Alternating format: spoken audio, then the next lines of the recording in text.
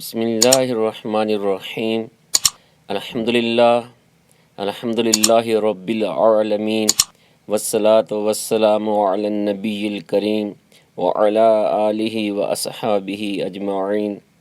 دیکھتی آنکھوں اور سنتے کانوں کو پیام حق کا السلام علیکم ورحمۃ اللہ وبرکاتہ۔ آج انشاءاللہ ہم صدقہ فطر پر گفتگو کریں گے۔ سورۃ توبہ کی آیت نمبر 60 میں حکم باری تعالیٰ ہے کہ صدقہ ادا کرنا اللہ پاک جل جلالہ کا حکم ہے۔ صدقہ ادا کرنے کی برکت ہی برکت ہے، مثلا گناہوں کا کفارہ بن جاتا ہے، رزق میں اضافہ ہوتا ہے، خصوصاً نگاہ مصطفیٰ صلی اللہ علیہ وسلم میں بندہ جچ جاتا ہے، اور نبی پاک صلی اللہ علیہ وآلہ وسلم صدقہ دینے والے کے لیے دعا فرماتے ہیں۔ قرآن پاک بہت وضاحت اور تاکید کے ساتھ صدقہ خیرات کرنے والے ہر ایک مسلم اور مسلمہ مرد و زن کو اجر عظیم کا وعدہ کرتا ہے، اور ساتھ ہی رزق میں اضافے کی گارنٹی بھی دیتا ہے۔ زکوٰۃ کی دو اقسام ہیں۔ نمبر 1 زکوٰۃ المال، جسے سونا، چاندی، مال تجارت اور نقدی کی صورت میں قمری سال مکمل ہونے پر ادا کیا جاتا ہے۔ زکوٰۃ کی دوسری قسم زکوٰۃ الفطر ہے۔ یہ بدن کی زکوٰۃ ہوتی ہے، اسی کو صدقہ فطر بھی کہتے ہیں۔ فطر کے معنی روزہ کھولنے یا روزہ نہ رکھنے کے ہیں۔ شرعی اصطلاح میں رمضان المبارک کے ختم ہونے پر روزے رکھنے کی پابندی اٹھ جاتی ہے۔ اس آزادی کی خوشی میں اور اللہ پاک کا شکریہ ادا کرنے کی صورت میں جو صدقہ دیا جاتا ہے، اس صدقے کا نام صدقہ فطر ہے۔ صدقہ فطر کیوں دیا جاتا ہے؟ ابو داؤد شریف کی حدیث 1609 میں نبی پاک صلی اللہ علیہ وآلہ وسلم نے فرمایا، صدقہ فطر روزہ دار کو ان فضول باتوں اور بیہودہ باتوں سے پاک کرتا ہے جو روزہ کی حالت میں روزہ دار سے سرزد ہوئی تھیں۔ صدقہ فطر مقرر کرنے کی وجہ، قرآن مجید کی یہ آیت مبارکہ بتاتی ہے کہ کچھ بندوں نے اللہ پاک جل جلالہ سے یہ وعدہ کیا تھا کہ اگر تو ہمیں اپنے فضل و کرم سے مال و دولت دے گا تو ہم ضرور اس سے صدقہ خیرات کریں گے۔ ایفائے عہد میں رمضان المبارک کے ختم ہونے پر مومنین مرد و عورت صدقہ فطر ادا کرتے ہیں تاکہ غرباء اور مساکین بھی عید والے دن روزہ یعنی بھوک کی حالت میں نہ رہیں۔ صدقہ فطر کے بارے متعدد احادیث مبارکہ ہیں، چند سے حوالہ جات پیام حق کے سامعین کی نظر کرتا ہوں۔ ابو داؤد شریف کی حدیث نمبر 1619 میں فرمان مصطفیٰ صلی اللہ علیہ وآلہ وسلم ہے کہ گندم کا نصف سا چھوٹے بڑے آزاد غلام مرد اور عورت پر ہے۔ رہی بات اغنیاء کی تو صدقہ فطر ادا کرنے پر ان کو پاک کر دیا جائے گا، اور فقیر جو ہیں اللہ کریم ان کو صدقہ فطر ادا کرنے پر زیادہ لوٹا دے گا۔ ابن ماجہ کی حدیث نمبر 1829 میں حضرت ابو سعید خدری رضی اللہ تعالیٰ عنہ فرماتے ہیں کہ ہم نبی پاک صلی اللہ علیہ وآلہ وسلم کی حیات مبارکہ میں صدقہ فطر دیا کرتے تھے۔ جامع ترمذی کی حدیث 658 میں بھی صدقہ کی ترغیب دی گئی ہے۔ مشکوٰۃ المصابیح کی حدیث 1815، مسند احمد کی حدیث 3561، ابو داؤد شریف کی حدیث 1616، 1614،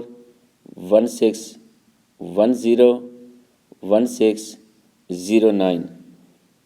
جامع ترمذی کی حدیث 677، 673 میں بڑی وضاحت کے ساتھ صدقہ فطر کا ذکر ملتا ہے۔ صدقہ فطر کب ادا کرنا ہوگا؟ جامع ترمذی کی حدیث 677، ابو داؤد شریف کی حدیث 1610، مشکوٰۃ المصابیح کی حدیث 1815، مسلم شریف کی حدیث 2288 میں مذکور ہے کہ نماز عید کی طرف جانے سے پہلے صدقہ فطر ادا کرنا مستحب ہے۔ زیادہ تاخیر نہ کی جائے کیونکہ یہ ادا کرنا ہی کرنا ہے، لہٰذا جتنا جلدی ہو سکے اس کو ادا کیا جائے۔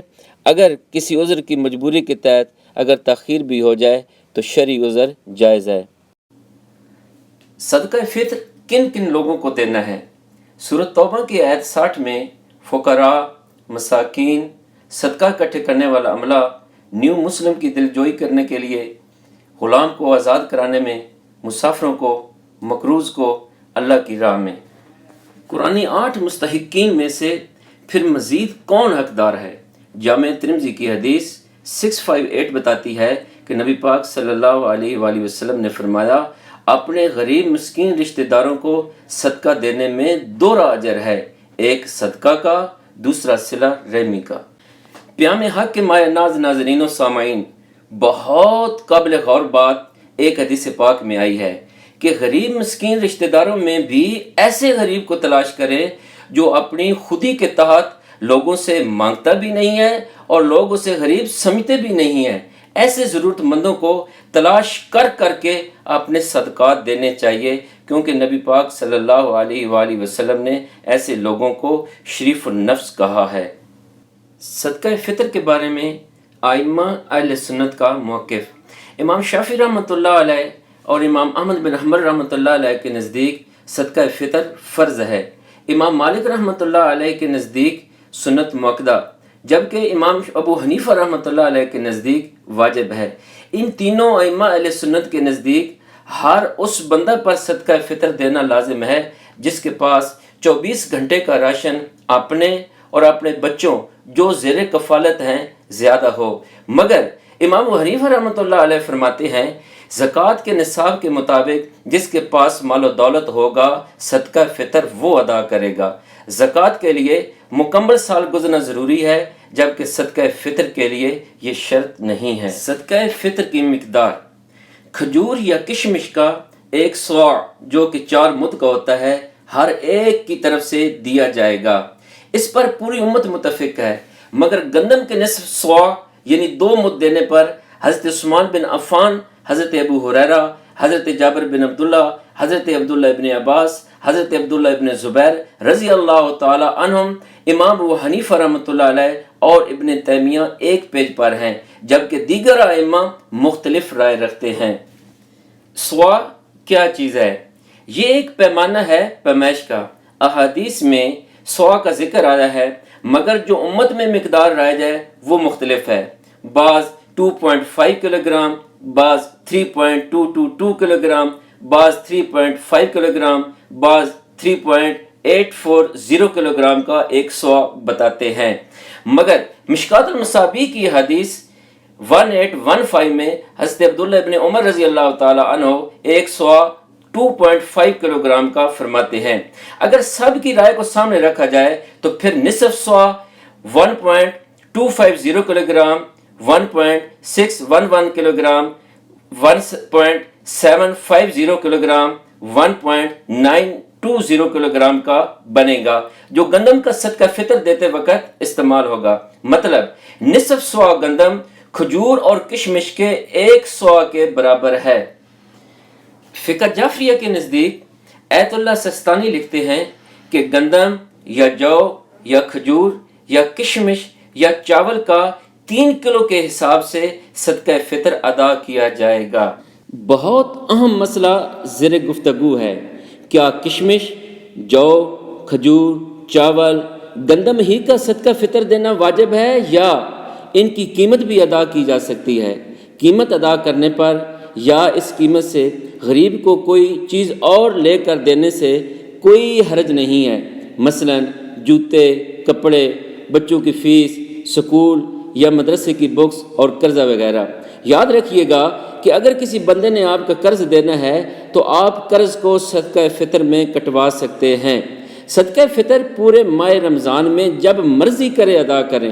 کوئی بھی صدقہ دیتے وقت بتا کر دینا یا خاموشی سے دینا جائز ہے۔ ان تمام مسائل میں تمام مکاتب فکر متفق ہیں، اہل سنت والجماعت اور اہل تشیع۔